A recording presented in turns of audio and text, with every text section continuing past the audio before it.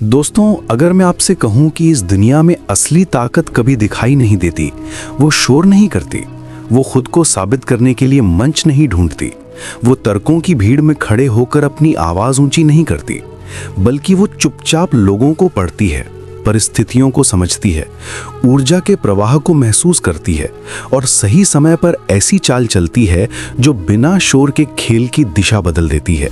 तो क्या आप मानेंगे? जरा गहराई से सोचिए, हम एक ऐसी दुनिया में जी रहे हैं जहां हर कोई दिखना चाहता है, हर कोई सुना जाना चाहता है, हर कोई खुद को साबित करने की जल्दी में है। सोशल मीडिया हो, ऑफिस हो, कॉलेज हो या परिवार, हर जगह लोग अपनी मौजूदगी साबित करने की कोशिश में लगे हैं। लेकिन इतिहास गवाह है कि जो लोग सबसे ज्यादा प्रभावशाली होते हैं, वे अक्सर सबसे कम बोलते हैं। वे अपने बारे में घोषणा नहीं करते, वे अपनी पोजीशन बनाते हैं। आपने जरूर ऐसे लोगों को देखा होगा जो कमरे में प्रवेश करते ही माहौल बदल देते हैं। उन्होंने कुछ खास कहा भी नहीं, वे किसी पर हावी भी नहीं हुए, लेकिन उनकी उपस्थिति ही एक संकेत देती है, स्थिरता का, आत्मविश्वास का, नियंत्रण का। उनका चलना, बैठना, देखने का तरीका, सुनने का तरीका, सब कुछ एक संदेश देता है कि ये व्यक्ति खुद पर नियंत्रण रखता है, और जो खुद पर नियंत्रण रखता है वही परिस्थितियों पर भी नियंत्रण पाने की क्षमता रखता है। दूसरी तरफ कुछ लोग होते हैं जो लगातार बोलते रहते हैं, अपनी मेहनत गिनाते रहते हैं, हर बात में अपनी बात साबित करने की कोशिश करते हैं, फिर भी उन्हें गंभीरता से नहीं लिया जाता।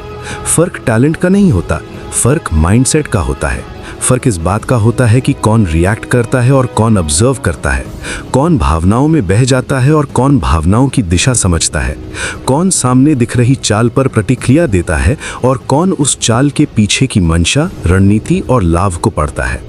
असल पावर बाहर से नहीं, अंदर से जन्म लेती है। जब तक आप खुद को परिस्थितियों का शिकार मानते रहेंगे, आप हर स्थिति में प्रतिक्रिया देंगे।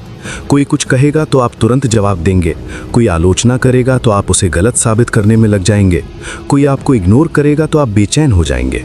लेकिन जिस दिन आप हर सिचुएशन को एक गेम की तरह देखना शुरू कर देंगे, एक ऐसा गेम जिसमें हर व्यक्ति अपनी चाल चल रहा है, हर शब्द का एक उद्देश्य है, हर साइलेंस का एक मतलब है, हर तारीफ के पीछे भी एक मकसद हो सकता है और हर आलोचना के पीछे भी, उसी दिन आपका ट्रांसफॉर्मेशन शुरू होगा।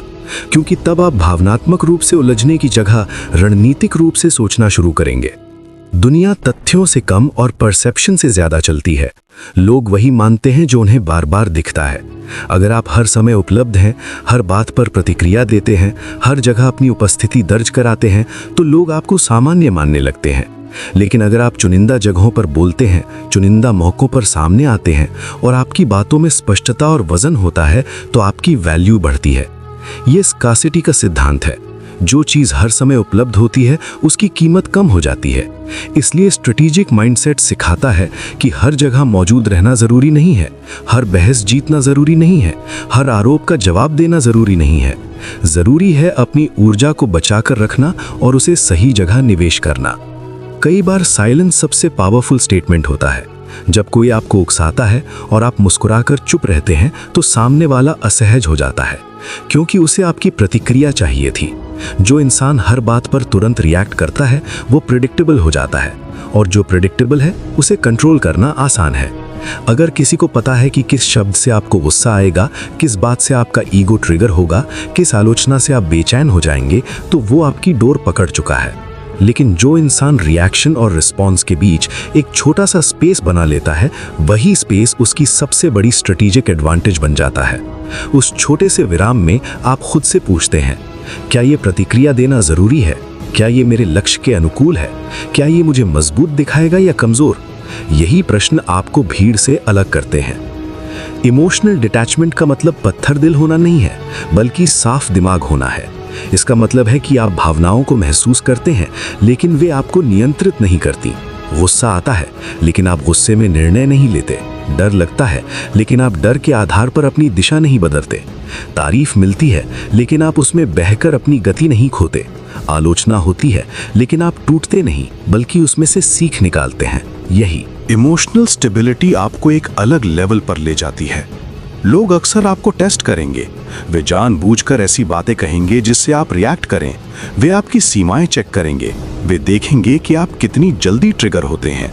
ये एक मनोवैज्ञानिक खेल है। अगर आप हर बार फंस जाते हैं तो वे समझ जाते हैं कि आपकी कमजोरी कहाँ है। लेकिन अगर आप संयमित रहते हैं, आपका एक्सप्रेशन न्यूट्रल रहता है, आपकी आवाज स्थिर रहती है, तो सामने वाला असमंजस में पड़ जाता है। और अनिश्चितता हमेशा पावर देती है। जब लोग आपको पढ़ नहीं पाते, वे आपको कंट्रोल भी नहीं कर पाते। लोगों को पढ़ना भी इस खेल का एक बड़ा हिस्सा है। लोग शब्दों से कम और पैटर्न से ज्यादा खुलते हैं। कोई क्या कहता है उससे ज्यादा महत्वपूर्ण है कि वो लगातार क्या करता है। अगर कोई बार बार दूसरों की सफलता से असहज होता है तो वो भविष्य में भी वैसा ही रहेगा। अगर कोई व्यक्ति दबाव में शांत रहता है तो वो भरोसेमंद है। अगर कोई व्यक्ति सामने तारीफ करता है और पीछे आलोचना, तो उसका पैटर्न साफ है। बॉडी लैंग्वेज बहुत कुछ कहती है। आंखों का संपर्क, बैठने का तरीका, हाथों की हरकत, बोलने की गति। जो इंसान इन माइक्रो सिग्नल्स को पकड़ लेता है वो आधा खेल पहले ही जीत चुका होता है, क्योंकि तब वो सिर्फ शब्दों पर भरोसा नहीं करता, वो व्यवहार के पैटर्न को देखता है।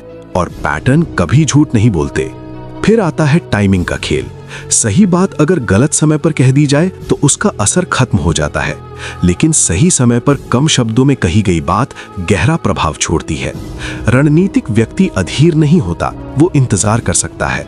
उसे पता है कि हर अवसर तुरंत पकड़ना जरूरी नहीं होता। कुछ अवसरों को परिपक्व होने देना पड़ता है। वो जानता है कि कभी-कभी पीछे हटना भी आगे बढ़ने की रणनीति होती है। वो हर लड़ाई नहीं लड़ता, क्योंकि उसे पता है कि असली लक्ष्य युद्ध जीतना है, हर छोटी बहस नहीं। फियर से मिला कंट्रोल अस्थायी होता है, लेकिन रिस्पेक्ट से बना इन्फ्लुएंस टिकाऊ होता है। अगर लोग आपसे डरते हैं तो वे आपके सामने झुकेंगे, लेकिन मौका मिलते ही दूर हो जाएंगे। लेकिन अगर लोग आपका सम्मान करते हैं तो आपकी अनुपस्थिति में भी आपके सिद्धांतों का पालन करेंगे। यही असली अथॉरिटी है। अथॉरिटी का ऐलान नहीं किया जाता, उसे अर्जित किया जाता है। कंसिस्टेंसी से, इमोशनल स्टेबिलिटी से, स्पष्ट मूल्यों से।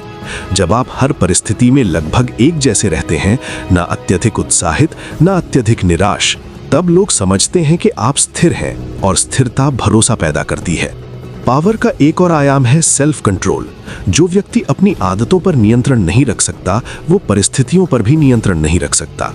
अगर आपका दिन दूसरों की प्रतिक्रियाओं से तय होता है, अगर आपका मूड दूसरों की बातों से बदल जाता है, अगर आपकी दिशा दूसरों की राय से डगमगा जाती है, तो आप अभी भी बाहरी नियंत्रण में हैं।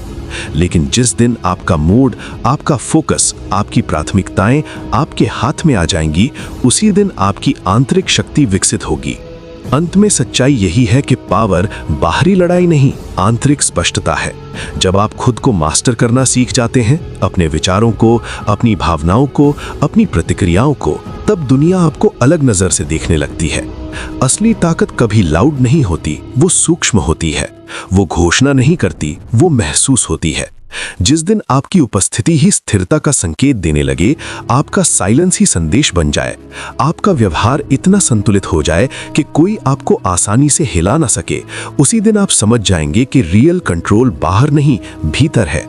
और जब भीतर नियंत्रण स्थापित हो जाता है, तब आप सिर्फ खेल का हिस्सा नहीं रहते, आप खेल की दिशा तय करने लगते हैं। वही असली शक्ति है, शांत, स्थिर, लेकिन निर्णायक।